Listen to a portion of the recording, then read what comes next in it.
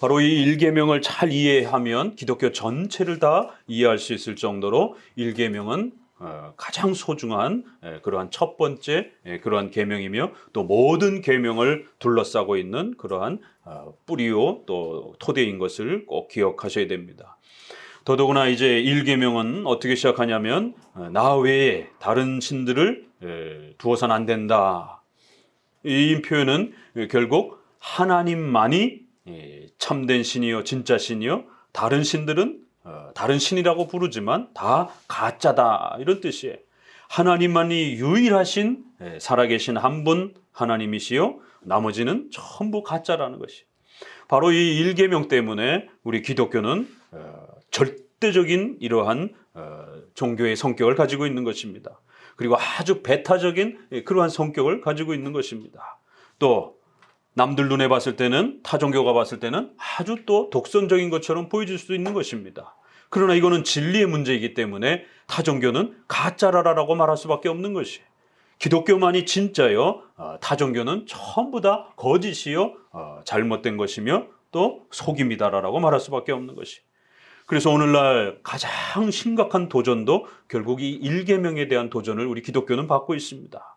더더욱 지금 우리는 코로나 사태를 통해서 근 2년 가까이 전염병이라고 하는 이러한 심각한 사태를 겪고 있습니다.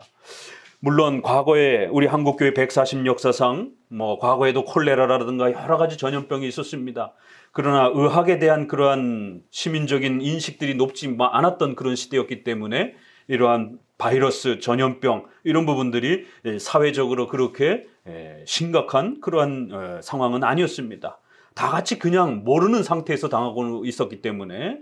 그러나 이제는 아주 의료가 많이 발달이 되어서 이런 바이러스나 전염병의 개념들이 더욱 많이 발전된 이러한 시대에 교회가 이러한 예배의 자유와 신앙의 자유라고 하는 또 이 주제를 가지고 현대사회가 겪고 있는 이러한 전염병 아래에서 어떻게 행동해야 되는가에 대한 올바른 신앙적 정립을 제대로 하지 못하다 보니까 이제 근 2년 가까이 한국 기독교는 어마어마한 도전을 이제 받고 있고 이제 코로나 이후가 회복되고 난 이후가 더 걱정입니다.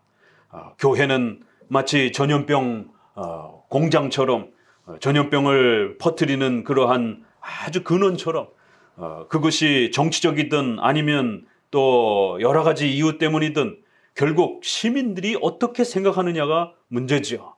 결국 시민들은 다양한 이러한 언론에 노출이 되면서 교회에 대한 혐오감과 교회에 대한 아주 배타적인 그러한 분위기를 갖게 되는 이러한 코로나 시대 이후에 한국 기독교가 과연 한국 사회에서 어떤 자리와 위치에 서게 될 것인가. 이건 아주 굉장히 우리에게 지금 직면해 있는 심각한 내용이고 우리가 코로나 전처럼 그렇게 자유롭게 편안하게 또 주변 사람들로부터 그래도 적어도 교회 다닌다라고 하면 그래도 일반 사람보다는 좀 낫겠지, 거짓말 안 하겠지, 정직하겠지, 그래도 질서를 잘 지키겠지, 그래도 좀 인격적이겠지, 그래도 교회 다니십니까? 이러면 그래도 좀 사람을 신뢰하면서 이렇게 보았던 이러한 신뢰감들이 이젠 코로나 시대를 통해서 다 깨져버렸습니다. 오히려 더 반사회적이고 반의료적이고 아주 몰상식하고 무식하고 아주 폭력적이고 샤머니즘적이고 무슨 코로나 또 방지 카드를 또 이렇게 소개를 해가지고 여의도 순복음교회에서 그렇게 또 소개를 해가지고 세상 사람들이 조롱을 하고 아주 과학적, 비과학적, 비의료적인 이러한 샤머니즘, 미신과 같은 이런 행동들을 교회가 하는 것을 근 2년 동안 한국 사회는 교회를 들여다보게 됩니다.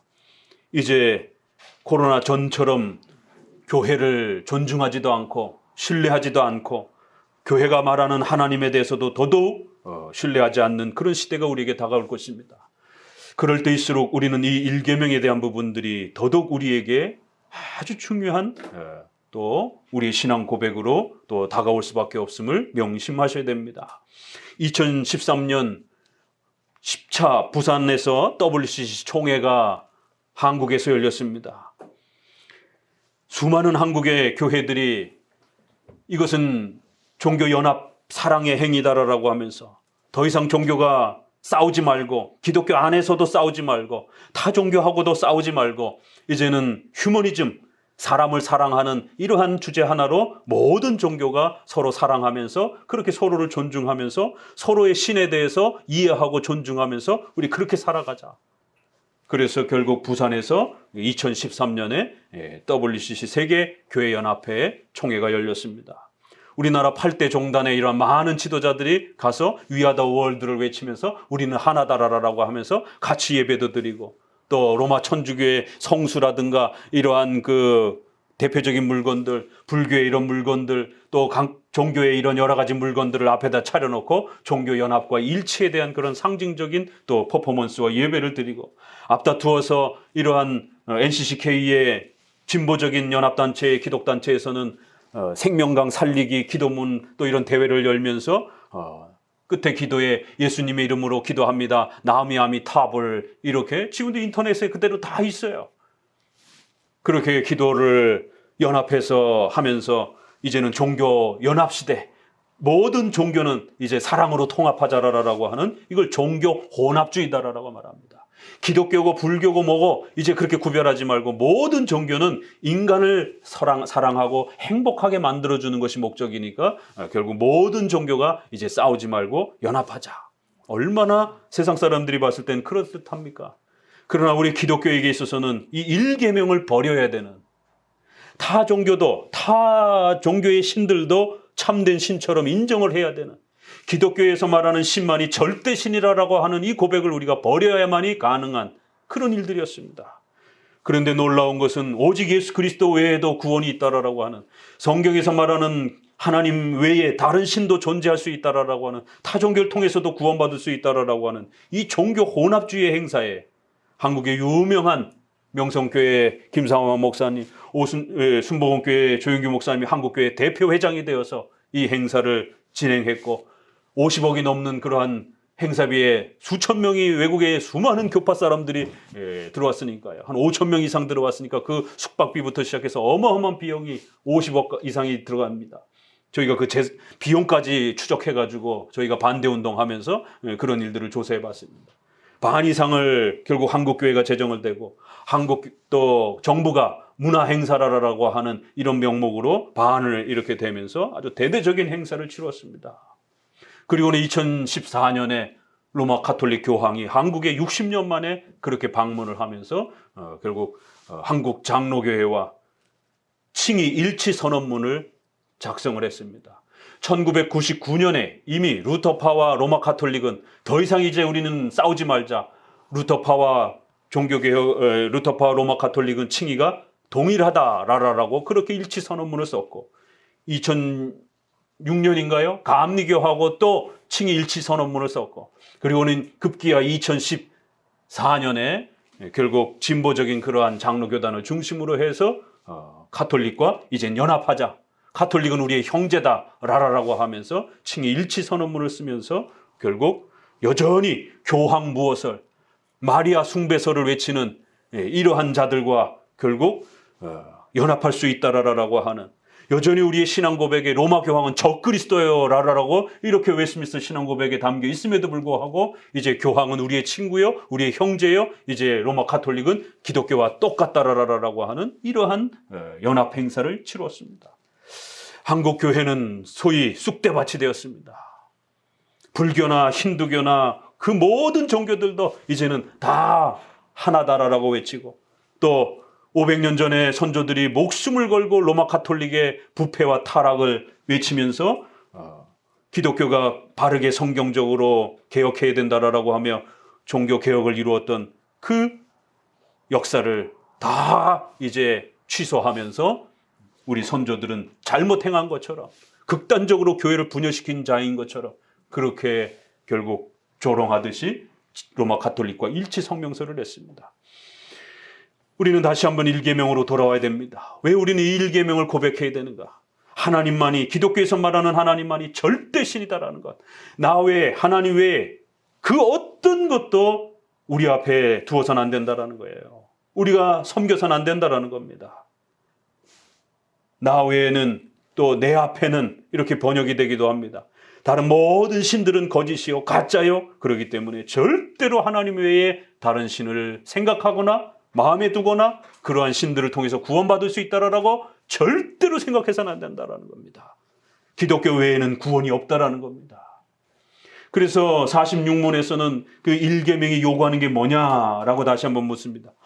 1계명이 명령하는 것은 어떻게 문장이 구성됐나 보세요.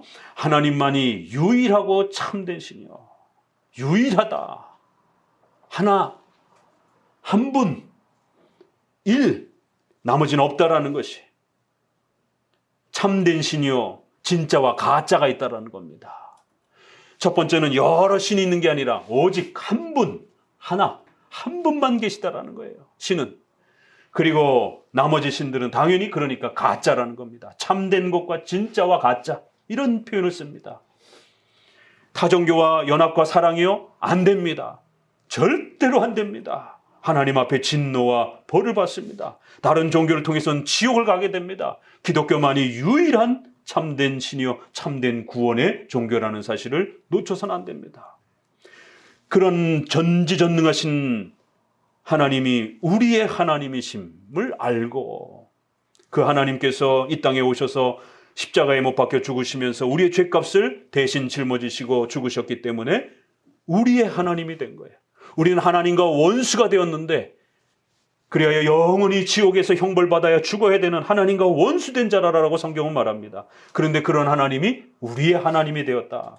그러니까 우리의 하나님이라고 하는 이 표현 안에는 오직 예수 그리스도로 말미암아 우리가 구원받게 되었다라고 하는 이 고백도 다 담겨 있는 거예요. 하나님과 원수되었던 자들이 어떻게 하나님을 우리의 아버지, 우리의 하나님이라고 부를 수 있겠냔 말이에요. 예수님 때문인 겁니다. 그래서 이 1계명에는 오직 예수 그리스도 외에는 구원이 없다라고 하는 이 고백도 담긴 것이에요. 하나님이심을 알고 알아야 된다라는 거예요. 알기 위해서는 어떻게 됩니까? 성경을 배우셔야 되는 겁니다. 하나님을 어떻게 알 수 있습니까? 꿈에서 만납니까? 아니면 환상 속에서 만납니까? 아니면 하나님이 천사처럼 나타나서 여러분을 만났습니까? 아니요. 그렇게 아는 게 아닙니다. 오직 성경을 통해서만이 성경을 배울 때만이 하나님을 알 수 있습니다. 그래서 1계명에는 오직 성경이라는 말도 함께 포함이 되는 것입니다. 전능하시고 참되신 하나님, 그리고 그 하나님을 알기 위해서는 반드시 예수 그리스도를 통해서 구원받는 오직 그리스도로 말미암은 구원, 그 그리스도는 반드시 성경을 통해서 알아야 된다는 거예요. 이 세 고백이 함께 어우러지는 것이 알고 인정하며 그래서 성경이 가르치는 그런 하나님을 깨닫고 그 성경의 가르침의 말씀들을 인정하고 신뢰하라는 것이 그리고는 합당하게 예배하며 그리고는 우리의 전 삶을 통해서 하나님을 영화롭게 하며 그렇게 살아가는 것이다라는 거예요. 1계명이 요구하는 것이 이런 것이다라는 겁니다.